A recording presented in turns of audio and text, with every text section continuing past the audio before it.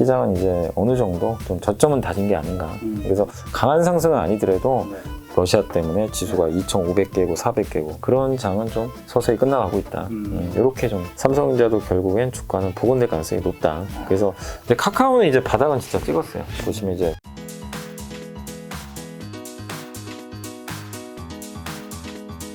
그 사이에 한 달 정도 지났는데 주식시장 지금 어떻게 보세요? 점검해 주신다면. 그러니까 이게 주식시장이 그 네. 1월에 폭락을 했잖아요. 네. 폭락하고 2월에도 많은 분들이 그래요. 주식시장 안 빠졌다고 얘기를 하면 안 믿으세요. 그러니까 왜냐면 2월 장은 지수는 안 빠졌어요, 사실은. 1월에 너무 많이 빠져가지고. 근데 하루하루 이렇게 변동성이 너무 커가지고 네. 그것 때문에 이제 많은 분들이 2월에도 진짜 폭락했구나. 또 전쟁까지 났으니까. 근데 실제로는 2월에는 주식시장이 보합이 끝나가지고 크게 빠지진 않았던 것 같아요. 그래서 한국은 1월에 폭락을 하고 네. 2월에는 좀 횡보하고 지금 이제 3월 들어서는 네. 강세 분위기로 좀 바뀌었어요. 그러니까 전쟁은 발생은 했죠. 네. 우리가 저도 사실 뭐 전쟁까지는 생각을 전혀 못했거든요. 뭐 진짜 안 날 줄 알았어요. 근데 이게 주식시장은 참 이게 세상 일을 모르는 것 같아요. 안 난다면 또 나기도 하고 하니까. 근데 막상 그 전쟁이 나고 나서 네. 주식시장이 빠지진 않았어요. 오히려 뭐 올라가는 모습도 나왔고 특히 요즘에 보면 그 전쟁 수혜주로 방산주도 좋은데 뭐 조선주라든가 네. 또 원자력 발전주, 친환경주 네.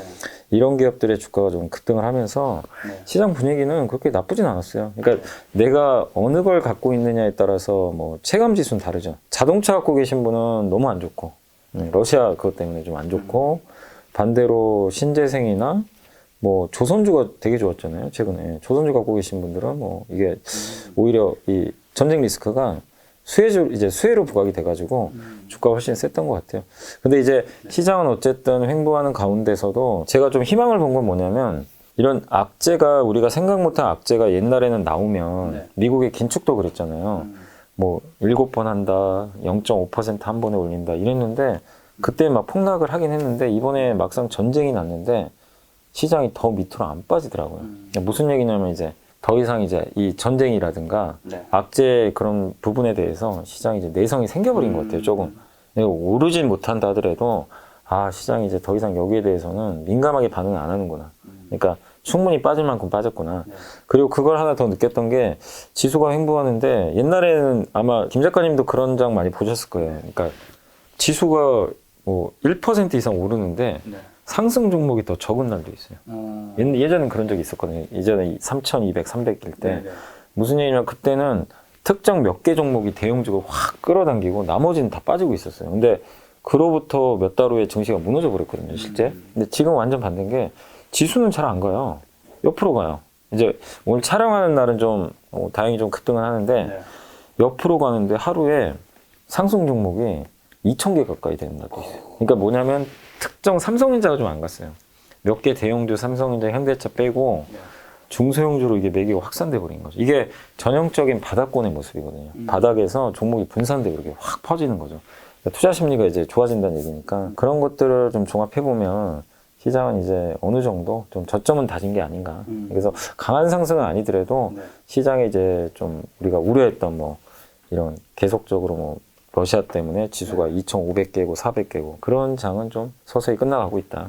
이렇게 좀 생각. 그럼 3월달 전망은 좀 좋게 보시는 건가요? 네, 그러니까 좋게 보는 이유가 3월 2일 날 그 새벽에 파웰 의장이 청문회를 했잖아요. 청문회를 했는데 그날 이제 뭐라고 했냐면 0.25% 금리를 올릴 것이다, 3월에. 그리고 또 한 가지 했던 게 원래는 FOMC 할 때마다 다 올리려고 그랬다. 이렇게 얘기를 하더라고요. 그러면 이제 7번 올린다는 얘기였거든요. 그리고 심지어 한 번은 0.5% 올릴 수도 있는 거고. 네. 근데 뒤에 뭐라고 붙였냐면 전쟁 리스크 때문에 매번 올리는 건 다시 고민 중이다. 그러니까 이제 경로가 바뀐 거예요. 그러니까 가장 긴축을 100으로 딱 생각을 하면은 원래 시장은 100까지도 예상을 했어요. 근데 지금 파웰 의장의 얘기는 80에서 70으로 떨어뜨린 거예요. 네. 그러니까 전쟁 때문에 연준 의장도 좀 고집을 이제 안 피우는 거죠. 좀 긴축은 하는데 물가 생각도 해야 되지만 이러다 경기 망가뜨리겠다, 잘못하면. 그래서 경기를 이제 챙기려는 모습이 나온 거예요. 그렇다는 얘기는 3월에 FOMC 했을 때 금리를 막상 올려도 시장은 이제 다 알고 있잖아요. 그래서 큰 충격은 없을 것 같고 보다 어쨌든 7번을 예상했는데 지금 분위기는 4번 아니면 5번이에요. 그러면은 생각보다 덜 올리네? 그쵸. 이런 분위기예요. 그래서 시장 분위기가 이제 그런 것들 때문에 좀 바뀌었기 때문에 그래서 그날 미국 기술주나 이런 기업들이 파웰 의장이 금리 올린다는 발언이 나왔는데 폭등해 버렸어요. 네, 주식시장이 오히려 미국이. 그래서 3월 증시는 조금씩 좀 회복되지 않을까. 네. 그렇게 좀 그림은 그리고 있습니다. 그럼 아까 전에 지금 현재 좋은 그림이었던 거는 방산주랑 조선주, 원자력이랑 친환경이라 말씀해 주셨는데 그럼 이제 앞으로 좀 좋아 보일 것 쪽은 어디 쪽이 보고 그러니까 이게 이제 단기적으로 봤을 때 최근에 이런 러시아 전쟁 때문에 뭐 유럽이 이제 천연가스를 수입할 가능성이 높아졌잖아요. 그래서 LNG 선박에 대한 수요. 사실 작년에도 LNG 선 수요는 많았죠. 근데 앞으로 구조적으로 늘어날 수 있고 방산도 독일이 GDP의 1.5%를 국방비로 쓴대요. 되게 낮은 건 나토 평균이 2%가 넘는데요. 근데 독일의 숄츠 총리가 이번에 그 국회에서 연설을 할 때 우리 2%로 올리겠다고. 이제 안 되겠다 싶은 거죠. 러시아 때문에. 이제 국방에 대한. 네, 국방. 아니 우크라이나도 사실 옛날에 진짜 강국이었다고 제가 들었거든요. 국방국 이 방위력만 해도 전 세계 4등으로 알고 있어요. 근데 이제 미국하고 러시아 이제 중간에 있다가 뭐 핵 포기도 하고 그다음에 이제 전쟁 안 나겠지 이런 것 때문에 이제 국방비를 줄여버린 거죠, 이쪽은. 그런데 이제 이 난리가 났잖아요. 그래서 독일도 지금 좀 안 되겠다 싶어서 국방비를 지출을 늘리는 것 같고 스웨덴하고 핀란드가 중립국이잖아요, 사실은. 거기 나토 가입 안 돼 있는 국가들인데 거기도 설문조사를 했는데 나토 가입하는 찬성 쪽의 비율이 더 높아졌대. 원래는 반대가 많았대요. 원래는. 이 전쟁 나기 전만 해도. 그렇다는 얘기는 유럽에 좀 중립에 있던 국가들이 갑자기 이거 안 되겠다. 러시아가 저렇게 나오면 우리도 위험하다. 네, 무슨 얘기냐면 그러면 결국엔 우리 스스로 힘을 키워야 되겠다. 그럼 이건 자주국방 하는 거잖아요. 그래서 이거는 그냥 장기적으로 국방비 지출이 늘어날 수밖에 없고 우리나라 또 무기 잘 만드는 국가 중에 하나니까 그래서 방산주도 구조적으로 좋을 수밖에 없고 그래서 이런 쪽 또 이 중간에서 또 원자력 발전도 지금 이번에 왜 원자력 발전이 우리나라에서도 뭐 제 문재인 대통령이 좀 긍정적인 발언을 했지만 그거랑 별개로 지금 유럽은 가장 큰 문제가 이제 러시아에서 천연가스 수입이 줄어요. 어쩔 수 없잖아요. 그렇죠. 40%를 이쪽에서 당겨오는데 아마 절반은 버려야 될지도 몰라요, 이쪽을. 그러면은 나머지를 충당해야 되는데 LNG 운반만 해가지고는 안 돼요. 충당이 당장 안 되니까. 왜냐면 그거를 LNG, 그러니까 가스 파이프라인으로 이렇게 했을 때는 설치가 다 돼 있으니까 러시아에서 받으면 돼요. 근데 만약 절반이 없어요. 그러면 선박으로 받아야 되는데 그 선박 터미널 같은 거 만들어야 되는데. 근데 그거 만드는데 또 걸려요. 한 1, 2년. 그러면 결국 이제 원전을 좀 활용할 수밖에 없다는 거죠. 그 원자력 발전은 어쨌든 뭐 위험성은 있죠. 당연히 뭐 폐기물이나 우리가 뭐 후쿠시마 사고도 봤지만 그래도 일단 친환경적인 건 맞거든요. 탄소 배출이 없어요. 그래서 프랑스는 지금 늘리려고 하고 있고 독일은 너무 반대하더라고요. 원전을 정말 싫어해요. 독일은. 근데 어쨌든 유럽도 원전 비중이 늘어날 수밖에 없어요. 그러니까 이런 분위기는 그냥 뭐 전쟁 나서 당발성으로 끝나는 게 아니라 계속 이어지잖아요. 우리가 항상 투자할 때 이게 구조적인 문제인지 구조적 성장인지 그냥 단기 호재인지. 그러니까 예를 들면 제가 아까 저희 회사에서 방송하고 오는데 한 분이 그 한 후보의 정치 테마 좀 물어보더라고요. 근데 뭐냐면 인물 테마였어요. 뭐 학벌 지원 이런 거 있잖아요.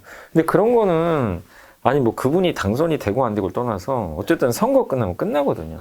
수혜를 받는다는 보장도 없어요. 그러니까 그런 거는 그냥 일회성이죠. 근데 그런 것들은 만약에 그런 호재가 있으면 올랐을 때 파는 게 맞는데 방금 말씀드린 이런 러시아 우크라이나 전쟁 이런 에너지 관련 수혜주들은 방산주하고 계속 좋을 수 있으니까 저는 좀 긍정적으로 보자. 다만 요것만 좀 염두에 두시면 좋을 것 같아요. 그 단기적으로 좀 너무 많이 올랐어요.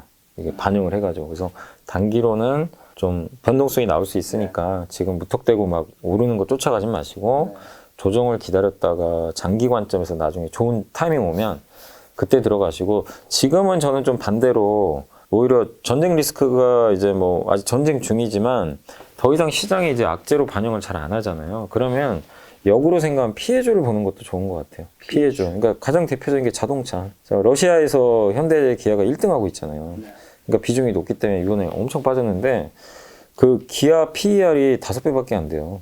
너무 싸더라고요. 그리고 그러니까 3월 3일 날 인베스터 데이를 했는데 기아가 이거는 이제 기아의 목표니까 뭐 무조건 믿으실 필요 없는데 2026년까지 시가총액 100조가 목표래요. 100조. 지금 30조죠, 30조. 그러니까 한 3배 정도 주가 올리는 게 지금 목표인 것 같아요. 지금 보시면 29조. 29조니까 3배. 그러니까 3배. 예.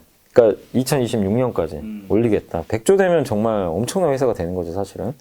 그래서 지금 기아는 자동차는 잃을 게 별로 없어 보여요. 없어 보이고, 그 다음에 좀 긍정적으로 보는 쪽이, 그러니까 긍정적이라보다 이제 피해주 중에서 러시아 때문에 제일 많이 빠진 업체 중에 하나, 오리온.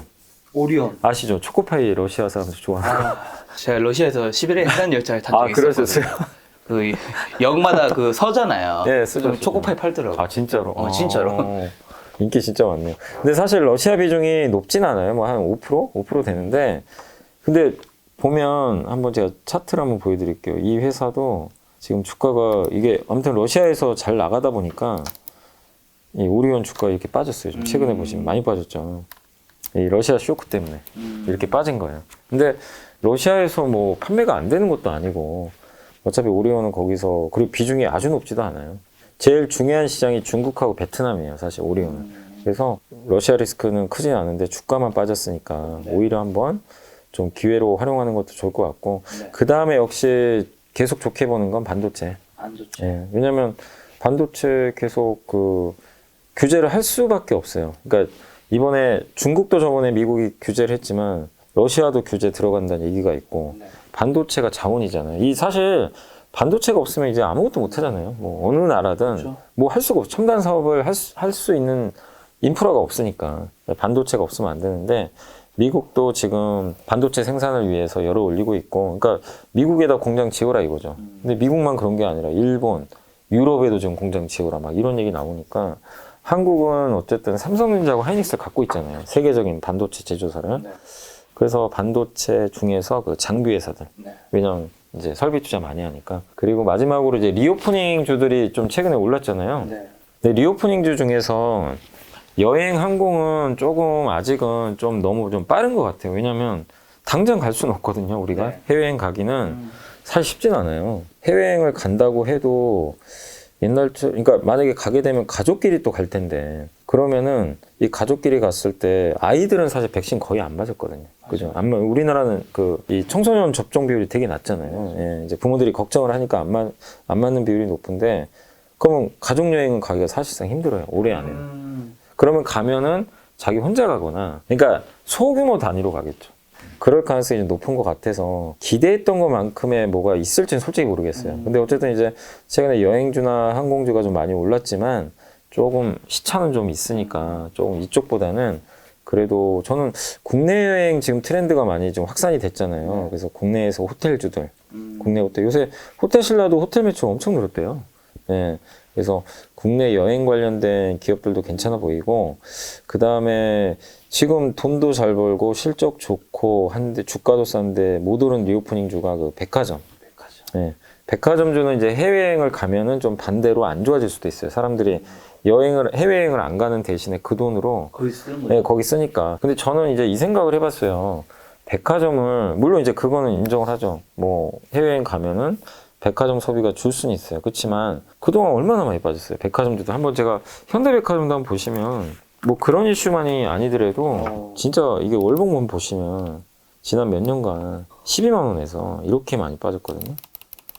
20만 원에서 여기 보시면. 네. 이게 2012년입니다. 11년. 이게 왜 빠졌냐면 대형마트에 치이고 거기에 온라인이 치였잖아요. 근데 이제 이렇게 생각해 보셔도 돼요. 온라인은 이미 이제 성장을 하고 있고 지금 온라인이 이렇게 활성화돼도 백화점에서 가는 그 물건을 구입하는 사람은 사요. 가서 직접 가서 구매를 하고. 왜냐면 백화점 가서 이렇게 물건을 구입할 때 또 다르잖아요. 그 느낌이라는 게. 그렇죠. 예. 그래서 백화점 선호하시는 분도 많아요. 그러니까 2018년도 이후부터는요. 사실상 이제 온라인 리스크는 별로 없어요. 이제 온라인 때문에 안 되는 건 다 알아요. 그래서 더 이상 이제 그게 악재는 아닙니다. 그래서 주가 이게 빠진 거니까. 그럼 여기서 이제 앞으로 백화점이 올라가려면 지금 리오프닝 때문에 백화점 소비 늘었는데 명품 소비가 줄겠냐. 저는 해외여행 간다고 줄 것 같지는 않아요. 지금 그냥 트렌드 같아요. 명품 소비. 그 아침에 제가 그 3프로 가잖아요. 3프로. 거기에 이제 작가님도 아시겠지만 그 연결 통로에 그 오픈 스튜디오. 오픈 스튜디오 있잖아요. 근데 오늘 아침에 딱 가는데 방송하러 깜짝 놀랐어요. 왜? 백화점 쪽이 아직 열지도 않았는데 네. 줄이 아, 뭐 오픈런인가 그건가? 그런가 봐요. 깜짝 놀랐어요. 아니 그냥 줄이 저희 지하철역까지 있는 것 같더라고요. 그러니까 보면은 사람들이 이 백화점에서만 구매할 수 있는 그런 것들 있잖아요. 그런 것들에 대한 수요는 진짜 끝이 없고 그 더현대가 저는 현대백화점을 제가 개인적으로 좀 선호하는 이유가 뭐냐면 백화점이라는 게 이제 우리 고정관념이 있잖아요. 거기 가면 백화점 딱 가면 시계도 없고 좁아요. 그리고 매장이 아주 빽빽해요. 빡빡하죠. 예, 깔끔은 하지만. 깔끔하고 딱 1층 가면 이제 화장품부터 해가지고 그냥 정신없이 쇼핑만 하고 나오게 이게 대부분이잖아요. 그래서 돈을 쓰게 만드는 건데 그리고 주요 소비층이 대부분 50대, 60대 백화점 그죠? 예. 중년 이제 중장년층이 가서 좀 소비를 약간 고급 소비하는 거죠. 근데 더현대 서울에는 젊은 층이 진짜 바뀌었어요. 많아요. 예. 그래서 처음에 저도 그랬어요. 걱정을 했어요. 왜 그랬냐면 저 딱 만들어 놓고 봤는데 텅텅 비어 있는 거예요. 중간에 공간에 무슨 공원이 하나 있고 맞아. 그리고 매장도 너무 넓어가지고 이게 그 쇼핑을 하려면 좀 힘들어요. 이게 좀 그 돌아다니려면 그래서 이게 딱 보니까 설계부터 이 공원도 만들고 MZ세대를 딱 겨냥했다는 느낌은 솔직히 들었어요. 근데 이제 그 생각이 들었어요. 아니 백화점의 주요 소비층은 분명히 5, 60대가 맞는데 이분들을 위한 게 아니라 20, 30대를 겨냥해서 만들었다. 그럼 장사 될까? 근데 제가 한 번씩 가봐요. 작년에 한번 가봤는데 사람이 별로 없더라고요. 저는 여기 근처라서 진짜 거기 뭐 대단한 거 사러 가는 게 아니라 커피 마시러 커피 마시러. 2주에 한 번 무조건 가요. 아 그래요? 거기가 너무 그러니까 거기 갔다가 다른 백화점 가보시면 너무 좁아요. 맞아. 답답해 뭔가. 네 맞아요. 거기를 경험해 보니까. 네. 근데 그게 처음엔 저도 이러면 매출이 안 나올 텐데 걱정했는데 기우였어요. 그게 아니고 개장한 지 딱 1년 됐잖아요. 네. 벌써 8천억 찍었대요 매출이. 8천억이 어마어마한 거예요. 이게 1년에 1조 가까이 찍는 백화점이 별로 없는데 그렇죠. 그래서 더현대 그 MZ세대 공략은 성공했고 온라인화도 되지만 네. 지금 MZ세대들이 새로운 소비층이 분명하잖아요. 이 사람들은 오프라인 감성도 되게 강해요. 이런 데 가서 내가 직접 돈 내고 사는 거 그런 것들. 그래서 제대로 컨셉을 잡은 것 같아요. 현대가.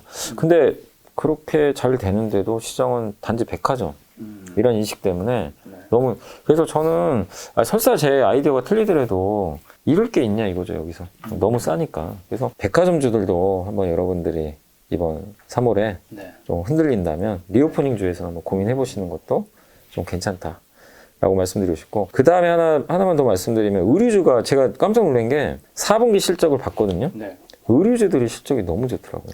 아니 김 작가님은 이렇게 옷 살 때 뭐 특정 브랜드를 선호하세요? 아니면 뭐 저는 특별히 그냥 뭐 브랜드보다는 그냥 마음에 드는 가성비. 가성비. 너무 비싸면 그냥 이거 못 사겠어.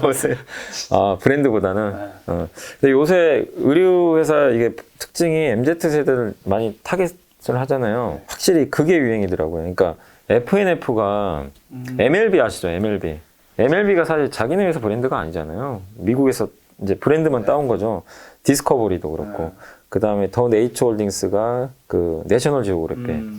이런 거에 MZ 세대들이 엄청 열광하더라고요. 그런 브랜드.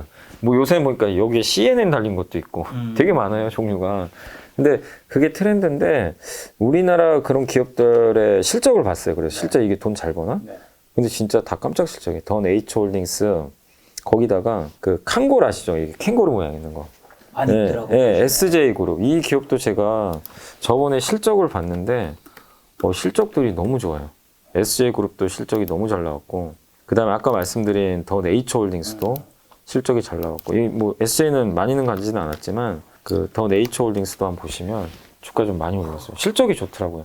이것뿐만 아니라 요즘에 그 여우 모양 아이콘 여우 모양은 잘 모르겠네요. 뭐 있어요. 지금 자막 뜨고 있을 건데. 그래요? 여우 엄청 모양? 비싸더라고요. 깜짝 놀랐어요. 요새 밑에 가격 보고. 옷도 비싸요. 네.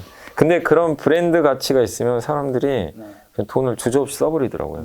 근데 뭐 요새 온라인화도 많이 되곤 있는데 그 확실히 그러니까 옛날처럼 의류는 성장을 못하는 건 맞죠. 뭐 인구도 정체돼 있으니까 이런 것들을 브랜드 가치로, 그리고 중국에 또 진출을 하니까 긍정적인 것 같아요. 거기다 이제 리오프닝 되면 OEM 회사들, 그 뭐 이렇게 뭐 나이키나 노스페이스가 발주하면 만들어주는 회사들, 이런 회사들도 좋을 수 있는데 그런 회사들 중에서 요새 보니까 뭐 JS 코퍼레이션, 우리 흔히 아는 뭐 영어무역 한세실험 말고 요 JS 코퍼레이션도 있고요.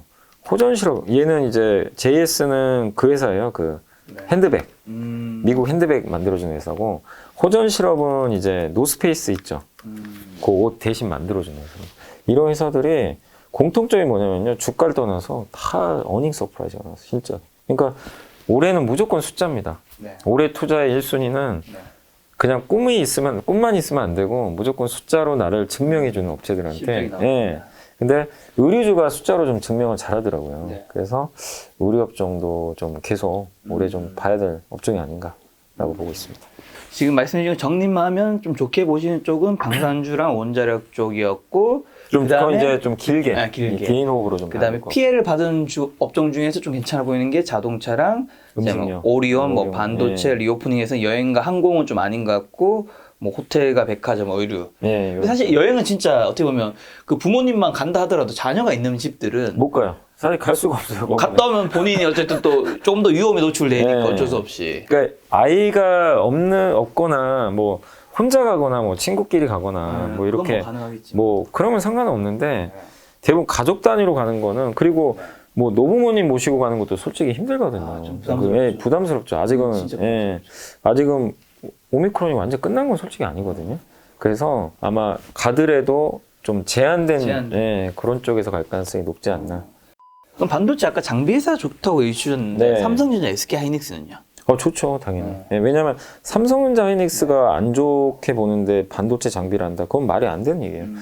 기본적으로 삼성전자 하이닉스가 돈을 많이 벌어야 투자를 하는 거니까. 그렇죠. 그래서 저는 굉장히 좋게 보고 있고 특히 하이닉스가 더 단기적으로 매력은 있는 게 뭐냐면 하이닉스는 순수하게 메모리만 하잖아요. 메모리만 하는데 하이닉스가 좋은 점은 이번에 원래 D램은 잘하지만 낸드가 좀 약했잖아요. 낸드가 적자였는데 이번에 보니까 낸드 사업부가 드디어 흑자전환 한 데다가 인텔을 인수해서 지금 점유율이 2등으로 왔고 거기다가 하이닉스가 그러니까 이번에 경쟁사죠. 도시바, 키옥시아 일본 공장에 오염이 생겨가지고 공장 가동 중단.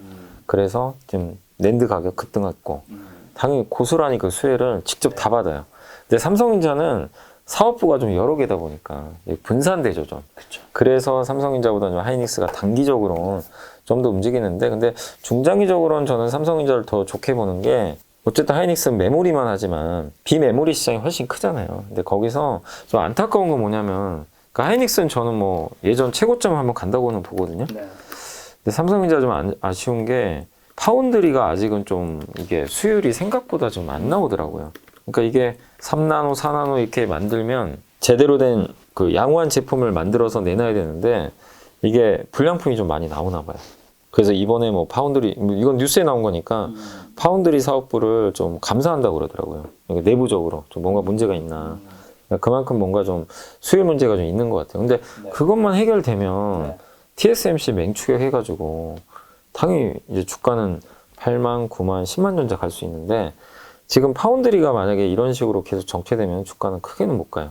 그래서 메모리는 좋은데 삼성전자 좀 시간 걸린다. 근데 왜 삼성전자 그러면 이건 삼성전자 굳이 뭐 할 필요 있냐 이럴 수 있는데 왜 저는 삼성전자를 이렇게 좀 부진할 때 몇 달이 걸려도 좀 비중을 늘려야 된다고 보냐면 수율이라는 건요. 그러니까 어떤 공장을 새로 만들 때 뭐 100개의 제품을 만들 때 보통 20개만 제대로 된 게 나오잖아요. 처음엔 그러잖아요. 가동할 때. 예, 테스트도 해야 되고 옛날에 LG화학도 폴란드에 공장 처음 지었을 때요. 그 폴란드인을 쓸 거 아니에요. 배터리를 제대로 양산을 못했대요. 그러니까 한국의 오창 공장에서는 제대로 된 제품이 나오는데 거기 노동자들이 아직 숙련이 안 돼 있잖아요. 그래서 양품이 제대로 안 나오는 거예요. 근데 지금은 제대로 다 만들죠. 그것처럼 수율이라는 건요 많이 만들면 다 개선이 돼요. 네, 우리가 수학 문제 어쨌든 뭐 처음엔 안 풀려도 뭐 공식 뭐 외우고 연구하고 이러면 언젠간 풀리잖아요. 네. 안 돼요?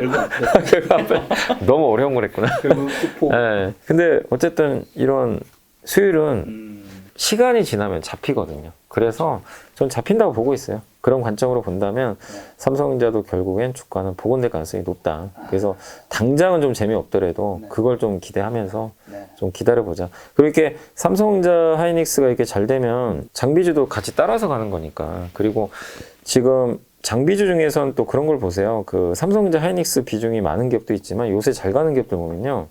중국 비중이 좀 높은 회사들도 잘 가더라고요. 왜냐하면 중국도 반도체를 절대 포기를 안 합니다. 근데 중국은 반도체를 만들고 싶어 하는데 기술력이 안 되잖아요. 그래서 장비를 자기네가 장비가 부족하니까 엄청나게 비싸게 산대요.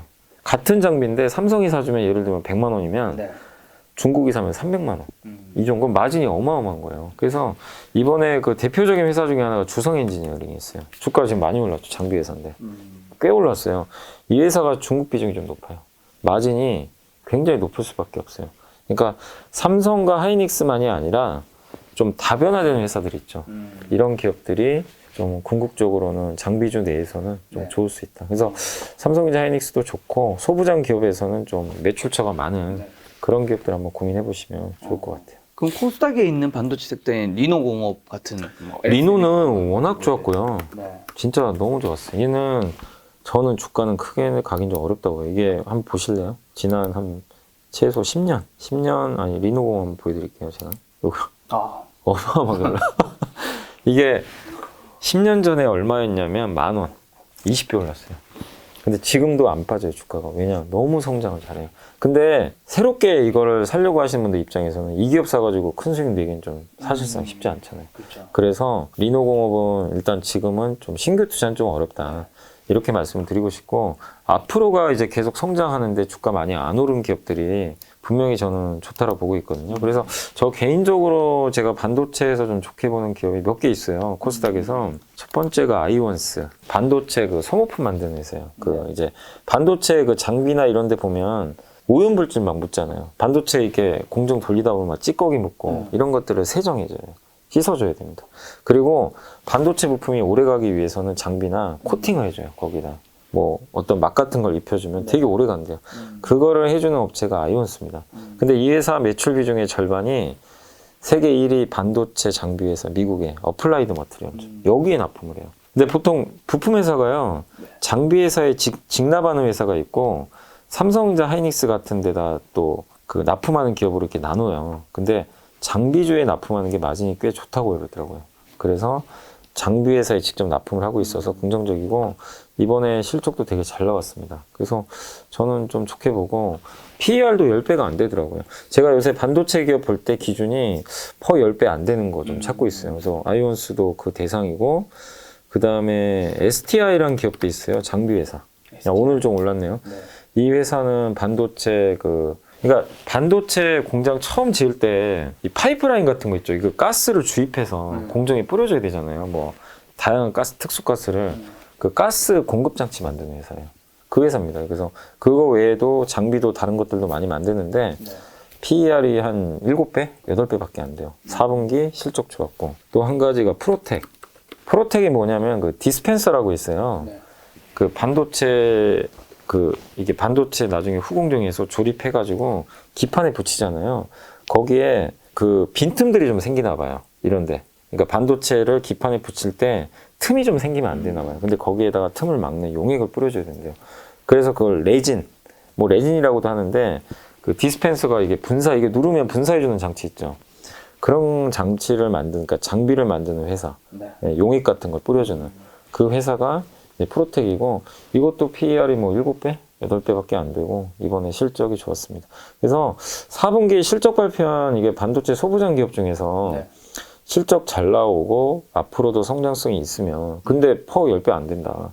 그러면 너무 고민할 필요 없어요. 그런 기업들로 위주로 한번 여러분들이 좀 길게 보시고 뭐 이렇게 너무 짧게 보지 마시고 하시면 좀 괜찮지 않을까. 자, 그럼 인터넷 섹터로 가서 네. 애증의 종목들이죠, 이제. 카카오, 아, 카카오 네이버. 네이버. 근데 카카오는 이제 바닥은 진짜 찍었어요. 보시면 이제 돌아서니까 네. 카카오도 이런 거죠. 좋아서 간다고는 생각 안 해요. 근데 더 나쁠 게 없어요. 모든 악재가 다 반영됐죠. 그때 뭐 먹튀 사건도 있었고 또 카카오 이제 그 뭐였죠? 그 자회사 상장 이것도 어쨌든 연기됐어요. 무기한 연기돼가지고 언제 성장할지 솔직히 모르겠어요. 맞아. 올해 원래 카카오 엔터가 네, 원래 엔터랑 모빌리티. 사실 모빌리티가 좀 알짜죠. 모빌리티는 저도 이제 좀 공부를 해보니까 카카오 모빌리티 아예 경쟁 자체가 안 돼요. 다른 회사들. 그러니까 티맵 모빌리티 있잖아요. 티맵. 거기서 했던 것도 그 사용자 수가 얼마 안 돼요. 100만 명이 채 안 되는 것 같더라고요. 근데 그냥 우리 여러분들 그 택시 딱 부를 때 습관적으로 카카오톡 그거 딱 키잖아요. 그렇죠. 모빌리티. 맞아. 그거 켜서 그냥 해요. 뭐 다른 거 선택지가 별로 없어요. 맞아. 그냥 독점이에요, 사실. 그냥 거의 또. 예. 대리도 카카오티에서. 네, 맞아요. 그래서 완전 장악했어요. 그래서 아마 상장을 할 가능성은 있는데 문제는 지금 이 분위기에 상장하면 또 난리가 납니다. 요새 주식 상장한다 그러면 안 좋아하잖아요, 자회사. 맞아. 옛날 작년만 해도 상장한다 그러니까 막 난리가 났었는데 지금 분위기가 완전 바뀌어가지고요. 자회사 상장하면요 오히려 주가가 막 급락을 해요. 그래서 일단 연기가 됐으니까 당분간 상장 안 할 겁니다. 그러면 이것도 악재는 아니고 그 다음에 이번에 카카오 아직 내정자죠, 남궁은 대표. 네네. 이분이 이제 뭐 약간 쇼맨십일 수도 있어요, 솔직히. 보여주기일 수도 있지만 저는 연봉을 맞아요. 최저 시급이라 얘기했었나요? 근데 그건 필요해요. 그런 것도. 왜냐면 내가 뭐 표현이 그렇지만 불궐쇄신 하겠다는 거잖아요. 예. 이렇게라도 내가, 왜냐면 지금 불만이 뭐냐면 소액주주도 불만이 너무 많잖아요. 이런 먹튀 사건에다가 맞아. 카카오 막 자회사 상장하는 데다가 막 이래버리니까 화가 많이 나 있는데 주주만 화난 게 아니라 직원들도 지금 엄청 화가 나 있대요. 아니 자기는 우리 사주는 지금 카카오페이는 받아서 1년 후에 팔아야 되는데 그 대표는 받자마자 스톡옵션 해가지고 다 던져버리고 완전 멘붕 와가지고 사기가 엄청 떨어졌는데 그래서 카카오 신임 내정자가 이제 15만 원 갈 때까지는 그래. 이분 한 달에 1억씩 받더라고요, 보니까 거의. 원래 예, 그 전에. 연봉이 그 전에 연봉이 어마어마하니까. 근데 그거 다 포기하고 그냥 최저 시급으로 연봉 이렇게 받겠다고 했으니까 이제 뭔가 의지가 보인 거죠. 아 그러니까 이제 시장에서는 아 더 이상 나쁘진 않겠구나. 거기다가 3천억 자사주 소각. 그때 김 작가님하고 그때 라이브 할 때도 한번 말씀드렸잖아요. 네. 좀 자사주 소각해야 된다. 그렇죠. 예. 근데 실제 그 액션이 진짜 나오긴 했어요. 좀 금액은 아주 많지는 않은데 그래도 하는 것 자체가 중요한 거거든요. 예, 안 하는 것보다. 그러니까 주주나 직원들 달래기를 실제로 하기 시작했어요. 그래서 주가는 복원한다. 그리고 카카오가 어찌됐건 욕은 먹었지만 우리는 다 쓰고 살잖아요. 그쵸. 카카오를 안 쓰고 살 수는 없어요. 맞아요. 그래서 더 이상 뭐 도덕적인 문제나 주주한테 피해를 주는 그런 것만 아니면 네. 이제는 좀 회복을 기다려야 될 때가 아닌가. 그래서 저는 자연적으로는 11에서 12만 원까지는 그냥 기술적으로는 올라갈 수 있다고 보는데 문제는 12만 원 이상으로 이렇게 레벨업 하려면 네. 뭔가 이제 성과가 또 나와야죠. 다른 쪽에서 우리가 몰랐던 새로운 뭐 웹툰이나 해외 쪽에서 성과가 나와야 네. 그때 레벨업이 되는 거고 네. 일단 지금 자연적으로는 11에서 12만 원까지는 일단은 올라갈 수는 있다. 이렇게. 네이버를 보면요. 네이버는 상대적으로 카카오보다는 좀 덜 빠졌죠. 예. 근데 그런 이슈는 없었으니까 사실은. 그러니까 네이버 갖고 계신 분들은 물려도 그냥 마음은 편하대요. 그런 면에서는 좀 뭐 크게 그런 건 없어서. 그리고 자회사 상장 이슈가 일단 없잖아요. 예, 없고. 근데 이번에 빠진 거는 네이버가 두 가지거든요. 일단 금리 오른 거. 예, 금리 올라가서 이건 한국만 그런 게 아니라 전 세계 뭐 빅테크가 다 빠졌잖아요. 뭐 이거는. 그래서 어쩔 수 없는 거고 네이버는 성장주니까 그게 하나가 있었고 두 번째가 올해 회사에서 뭐라고 했냐면 올해는 매출 성장이 목표래요. 점유율 확보. 무슨 얘기냐면 돈을 많이 투자하겠다는 거예요. 광고비도 많이 쓰고 그러면 수익성이 악화돼요. 그러니까 약간 이익을 조금 포기하고 성장에 방점을 두는 것 같아요. 저는 뭐 그게 나쁘다고 생각은 안 해요. 왜냐면 이런 성장주는 성장을 해야 되거든요, 계속. 그렇죠. 예. 근데 시장에선 그래도 네이버가 돈을 많이 벌면서 성장을 원하는데 아 올해는 이익 성장 좀 기대하기가 좀 어렵겠구나. 그래서 그때 한번 또 빠지더라고요. 예. 그래서 그 두 가지 요인 때문인데 이제 뭐 다 반영도 됐고 여기 네이버 또 어디 도망갈 갭도 아니고 M&A 잘하고 있고 웹툰 뭐 워낙 잘하고 네. 그래서 주가 복원까지는 시간은 걸리겠지만 뭐 좀 크게 지금 자리에선 고민할 건 없다. 네, 그 말씀을 드리겠습니다. 자, 바이오 쪽 가서 삼성 바이오로직스, 셀트리온, 네. SK 바이오사이언스 정도 보면 될 것 같네요. 삼성바이오는 뭐 크게 걱정할 거 없는 것 같아요. 진짜 뭐 세계적인 기업이고 뭐 CMO 업체고 다만 이제 이건 있어요. 백신 모멘텀이 꺾였잖아요. 지금 이제 오미크론 우리가 뭐 이제 4번 맞아야 된다 뭐 이런 얘기도 했지만 이제 4번까지 네. 3번 정도 맞는 걸로 아마 거의 공감대가 형성이 돼가는. 강제가 아닌. 예. 그러면 이제 백신 수요는 좀 줄겠죠, 아무래도. 그리고 뭐 줄 수밖에 없죠. 옛날에는 뭐 1년에 2번, 3번 계속 맞아야 된다 이런 뭐 몇 개월에 한 번씩. 근데 지금 저번에 화이자 CEO가 뭐라고 했냐. 1년에 한 번만 맞으면 될 것 같다. 이렇게 바꾸니까 CMO 업체 입장에서는 백신 모멘텀 꺾이는 거죠. 그래서 주가가 좀 부진한 건데 다만 삼성바이오가 백신만 하는 건 아니잖아요. 다른 것들도 물량을 워낙 많이 소화하고 있으니까 5공장, 6공장 증설도 하고 있고 계속 성장하고 세계 1등 기업이에요. 예, 그리고 저번에 뭐였죠? 그 우시바이오인가요? 제가 이름이 정확히 기억 안 나는데 중국에 우시바이오가 삼성바이오로직스 좀 경쟁사 중에 하나 있어요. 근데 그 회사를 미국에서 규제한다는 얘기가 한번 나와가지고, 그러니까 너네가 만든 거 미국에서 팔지 말라 뭐 이런 식이죠. 근데 실제로 그렇게 된 건 아니지만 네. 중국의 경쟁사들은 미국이 이제 막아줘요. 못 크게. 이것도 삼성한테는 되게 좋을 수 있는 거죠. 본 그림에서. 그래서 삼성바이오는 뭐 많이 못 오르더라도 걱정할 건 없다. 네. 그래서 좀 보유가 맞는 것 같고 제일 어려운 게 셀트리온이에요.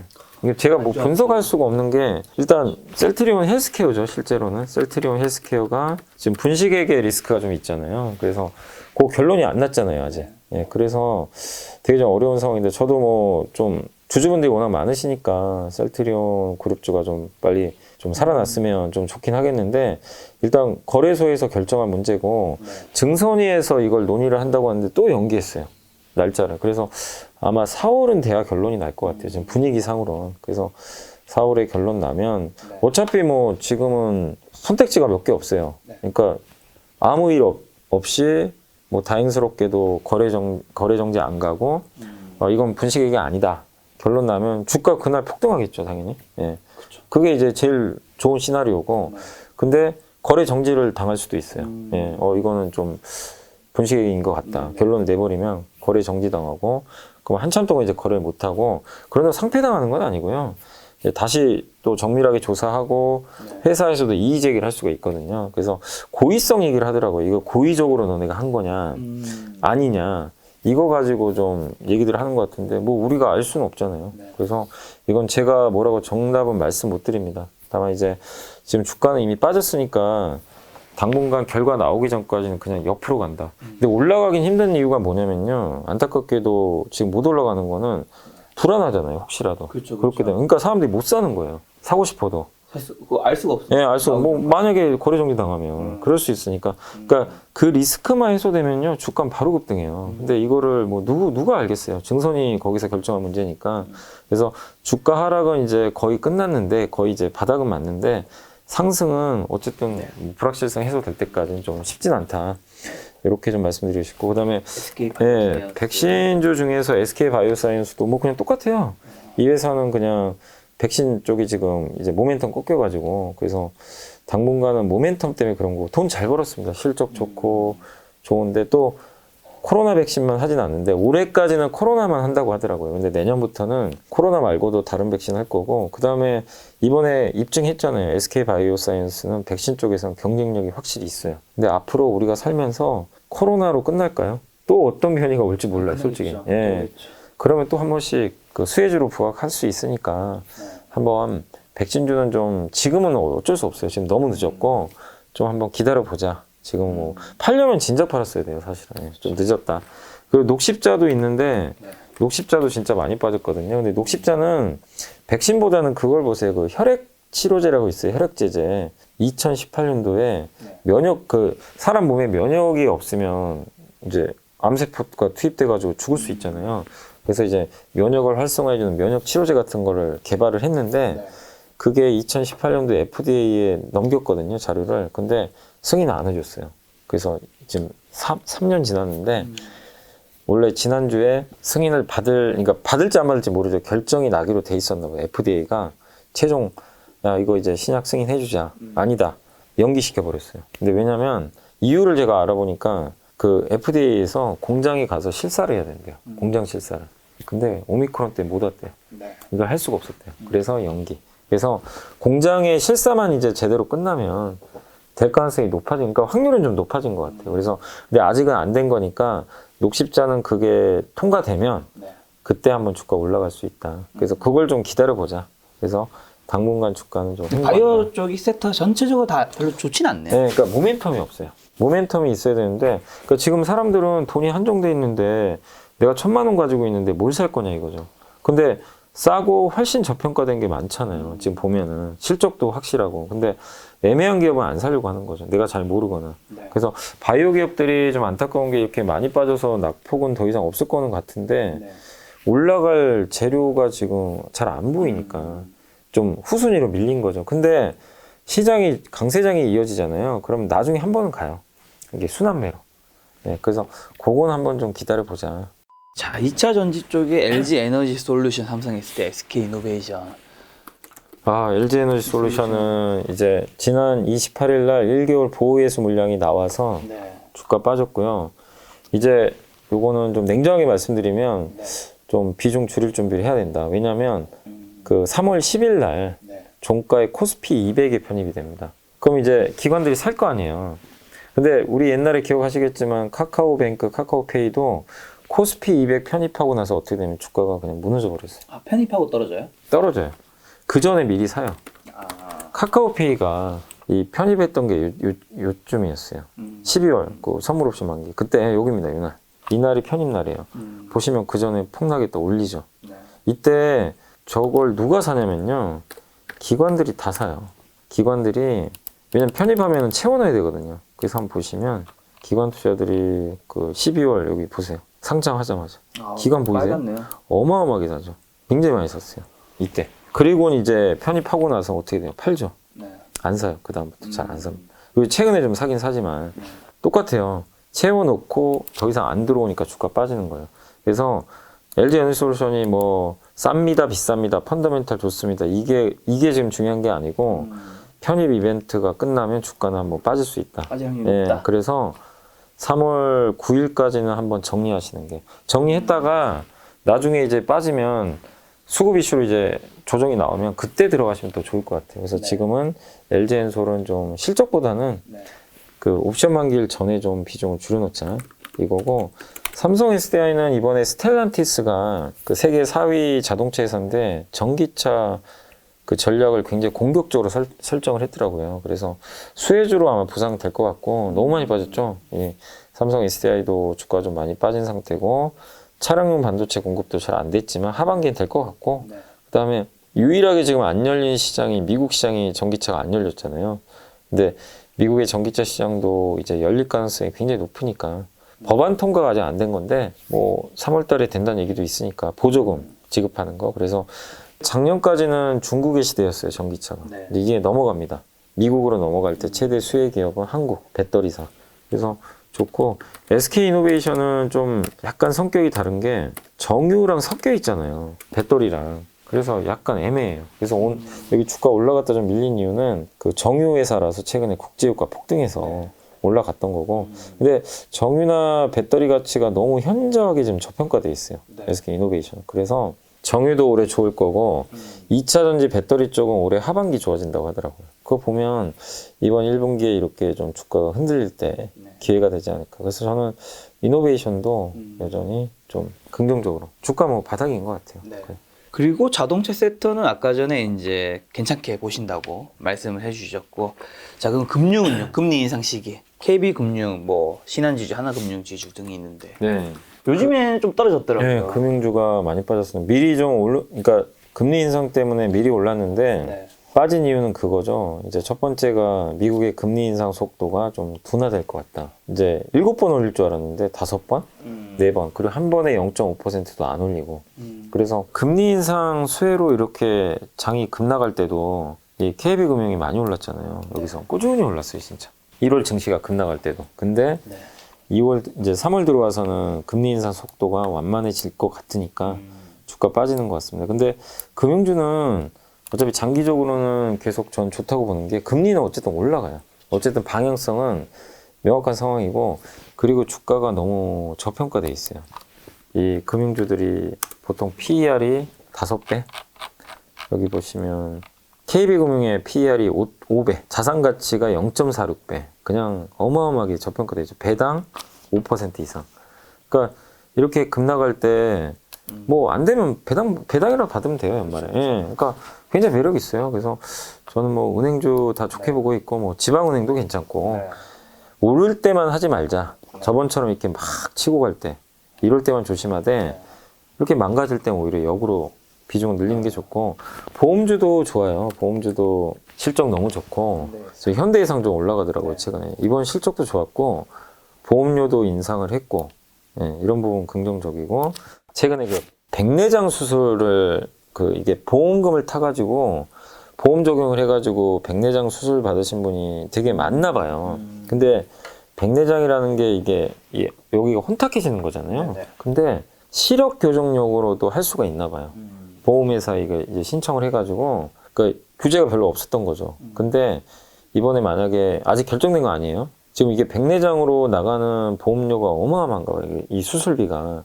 그래서 정부에서 좀 이런 부분에 대해서 좀 가이드를 만들어서 발표를 할 거라고 하는데 그렇게 되면은 시력 교정용이 아니라 이 안구가 혼탁한 거를 반드시 증명해야만 수술이 가능한가 봐요. 바뀌면. 그러면 보험사 입장에서는 지출이 줄겠죠. 예, 그래서 제도적으로도 보험사에 좀 유리한 쪽으로 가는 것도 일단 긍정적인 것 같고. 그래서 보험주도 괜찮은, 다만 삼성화재는 조금 추천드리고 싶진 않아요. 왜냐면 약속을 안 지켰어요. 이 주가 안 가죠. 배당 성향을 3년 동안 50% 지켜주기로 했거든요. 그래서 19년도에 얘기를 했어요, 약속을. 이번에 배당 성향이 45%가 안 돼요. 약속 안 지킨 거죠. 그러니까 100원 중에 내가 100원 벌었으면 50원을 줘야 되는데 43원만 준 거예요. 주주들한테. 그래서 그날 주가가 이렇게 폭락을 해버렸어요. 실망해가지고. 그래서 지금은 주주 가치 무시하면 안 되거든요. 거짓말하면. 그래서 삼성화재는 좀 시간이 걸릴 수 있다. 이거 말씀드리고 싶고. 그다음에 금융주에서 마지막으로 증권주들. 증권주는 지금 안 좋아요, 사실. 주식시장 자체가 별로 안 좋은 데다가 거기에 거래대금 많이 감소했죠. 그다음에 신용잔고 빠지죠. 그래서 안 좋지만 그래서 오히려 역으로 괜찮은 것 같아요. 아니 더 나쁠 게 뭐가 있냐 이거예요. 그리고 시장이 영원히 안 좋겠습니까? 언젠간 좋아져요. 좋아지면 당연히 주가 오를 거고. 그리고 설사 안 간다 하더라도 하단이 너무 단단하다고 제가 보는 게 한국 금융주주가 1년에 배당을 거의 5% 가까이 주거든요. 배당도 주고 지금 PER이 4배. 그래 한국 금융주주는 카카오뱅크 지분 최대 주주. 지분 가치가 8조래요. 8조. 8조 정도 들고 있는데 이 회사 시총이 4조 3천억밖에 안 돼요. 그러니까 너무나 저평가되어 있는 거죠. 엄밀히 보면. 근데 증권주이라는 이제 그런 부분 때문에 모멘텀이 꺾여가지고 이렇게 빠진 거예요. 지금 주가 많이 빠졌죠. 이때 카뱅으로 간 거고요. 지금 잃을 건 별로 없는 것 같아요. 그래서 증권주들 배당도 좋고 역발상으로 한번 들어가봐도 좀 좋은 구간 아닌가. 은행, 증권, 보험 중에서는 저는 지금은 증권인 것 같아요. 지금은 증권. 네, 왜냐면 이제 보험하고 은행은 좀 랠리가 나왔잖아요. 한번. 근데 지금 이게 증권주는 작년 여름부터 아예 못 갔어요. 주가 계속 빠졌으니까 이쪽이 낫다. 자, 오늘의 마지막 섹터는 게임 sek터. 이제 크래프톤과 NC소프트. 크래프톤 같은 경우는 저 개인적으로 저는 이제 이 게임을 안 해봤거든요. 저는 이게 제가 이게 총질하는 게임 별로 안 좋아해요. 저도 게임을 좋아하는 편인데, 근데 뭐 이렇게 총싸움하는 거 별로 안 좋아가지고 안 해봤는데, 뭐 너무 좋아들 하잖아요. 그 게이머들이 뭐 배틀그라운드 하면 뭐 세계 뭐 작년 매출 순위도 뭐 거의 역대급으로 잘 나온 것 같고. 근데 어떤 게임은 좋은데 이번에 새로 나온 뉴스테이트란 게임이 흥행이 실패했나 봐요. 그러니까 신작 게임의 실패가 주가 급락의 원인이었고. 그게 결정타였고 거기다가 보호해서 물량 풀린 것도 좀 있었고 그리고 뭐 크래프톤도 약간 고평가 기업 중에 하나 있잖아요 대표적으로. 예, 그래서 이런 여러 가지 것도 금리 인상 우려. 그러니까 완전히 악재들이 다 노출이 돼가지고 45만 원에서 25만 원까지 1월 한 달 동안 제일 많이 빠졌을걸요. 진짜 끝도 없이 그냥 끝도 없이 빠져가지고 너무 분위기가 안 좋았는데 이제 2월부터 바닥 찍었고요. 특히 이제 3월부터 좀 돌아설 걸로 보는데 어쨌든 올해도 신작 게임 나오고 크래프톤 어쨌든 돈은 잘 법니다. 배틀그라운드라는 IP를 확고히 가지고 있고 그걸 이용해서 다양한 게임들, NFT 게임도 뭐 언젠간 하지 않을까 이런 기대감도 있으니까 지금 구간에서는 너무 고민하지 말고 게임주가 간다가 아니라 어쨌든 게임주들 중에서 전 세계에서 그래도 배틀그라운드를 흥행시킨 기업이고 워낙 막대한 실적을 내고 있으니까 지금은 오히려 저는 역발상으로 한번 투자해볼 때도 아닌가 그런 말씀 드리고 싶어요. 회복에 좀 시간이 걸리더라도 크게 잃을 건 없는 자리 같다. 그 말씀 드리고 싶고 또 뭐 있어요? NC는 그 리니지 W가 1등도 하고 되게 좋은데도 이제 사람들이요 좀 신뢰를 안 하더라고요. 그런 게임으로 돈 버는 거에 대해선 신뢰를 잘 안 해요. 그래서 이것도 그냥 망가져 버렸죠. 근데 지금 주가 되게 저평가돼 있고 올해 상반기는 신작 게임이 좀 없어요. 근데 하반기에 리니지 W를 여기다가 NFT 시스템을 탑재를 한대요. 해서 미국하고 이제 유럽 같은 글로벌 시장에 출시를 한다고 하는데 한국은 못 하잖아요. NFT 게임 지금 불법이라서 못 해요. 그래서 미국 권역적으로 좀 이걸 하반기에 내놓는다고 합니다. 그래서 하반기가 중요해요. 하반기에 NFT 게임이 성공하면 주가 의외로 많이 갈 수 있고 근데 지금 아직 모르죠. 어떻게 될지 모르니까. 그래서 지금 주가는 그런 부분들을 반영해서 빠졌다. 그래서 나쁠 건 없는데 NFT 게임이 하반기에 리니지 W가 성공할지 네. 이거를 좀 관찰을 해야 된다. 그걸 보고 우리가 판단을 할 수 있다. 그래서 지금 보유는 한번 해보세요. 기대감이 있기 때문에 아마 게임 나오기 전에 좀 주가가 올라갈 거예요. 근데 어쨌든 지금은 좀 인내심을 발휘를 해보자라고 말씀드리겠습니다. 자, 이사님 가시기 전에 자기개발적인 질문 한 가지만 네. 드리면 제가 이제 아무래도 김작가TV 촬영을 하다 보면 게스트분들 뭐 다양한 분들 많이 만나잖아요. 그러면 이제 다른 분에 대한 뭐 평을 듣기도 하고 네. 이런 게 굉장히 많은데 이사님에게 가장 많이 들리는 좋은 이야기 중 하나가 네. 참 열심히 한다. 열심히 한다. 그 얘기 정말 많이 들었는데 사실 이제 이사님이 2년 전만 해도 이제 차장이었나요? 차장이었죠. 그렇죠. 차장에서 차장. 부장, 예, 이사로 이제 네. 진급하고 이제 특징 2번 연속 한 거잖아요. 네, 그렇죠. 그렇죠. 그다음에 어떻게 보면 당연히 연봉도 높아졌을 네. 거고 내신 책도 잘 됐을 거고 한데도 보면 여전히 이제 다른 채널 출연한 거 보면 이분의 삶은 정말 정말 열심히 네. 이 루틴이 계속 되고 있구나라는 느낌 되게 많이 받거든요. 네. 그러니까 사실 한순간에 열심히 하는 사람들은 제가 살아보니까 굉장히 많은 것 같아. 네. 근데 이걸 꾸준히 계속 열심히 하는 사람은 잘 없는 것 같은데 지금 이사님이 그렇게까지 루틴을 지켜가면서 열심히 하는 원동력은 뭘까요? 글쎄요. 저는 일단 제가 그러니까 약간 저는 좀 그런 건 있었어요. 그러니까 좀 어렸을 때도 그랬고 뭔가 좀 책임 의식이 좀 있었던 거는 같아요. 그냥 뭐 제 자랑이라고 하긴 좀 그런데 회사 생활 할 때도 어떤 일이 주어지면 그냥 뭐 어느 시간에 해야 된다. 그럼 해야 돼요, 그냥. 제가 해야 될 일들이 있잖아요. 그게 뭐가 됐건 간에 나한테 도움이 안 된다 하더라도. 그러니까 내가 반드시 해야만 되는 일은 그냥 그게 좀 습관이 돼 있었어요, 사실은. 예.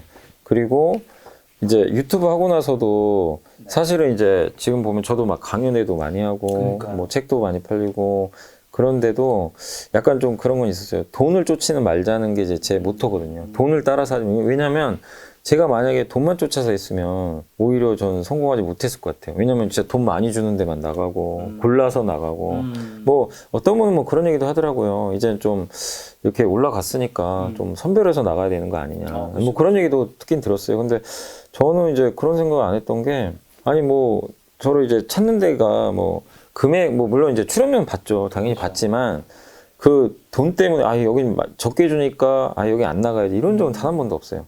그냥 뭐 여기도 저를 필요로 하니까 예 그래서 저는 나가는 거고 그러니까 돈 안 받고 나간 데도 있어요 사실은 옛날에 예. 근데 그런 것들을 제가 일일이 그냥 이렇게 뭐 선별해가지고 여기 나가지 마 예, 뭐 도움 안 돼 뭐 이랬으면은 저는 그냥 그저 좀 그러니까 열심히 하다가 그냥 말아버리지 않았을까 저는 오히려 그런 생각이 들거든요. 그래서 그냥 돈을 쫓지 않고 그냥 제가 하는 일이 저는 되게 좋고 그래서 그게 또 되다 보니까 열심히 또 자연스럽게 하게 되고 그 다음에 이게 약간 그거를 또 내가 오늘 해야 될 일들이 있잖아요. 그렇죠. 안 하면 참 찝찝하죠. 찝찝해요. 그러니까 너무 찝찝한 거예요. 그러니까 돈을 떠나서 이걸 딱 오늘 스케줄이 있잖아요. 네네. 다 끝내면 너무 기분이 좋아요.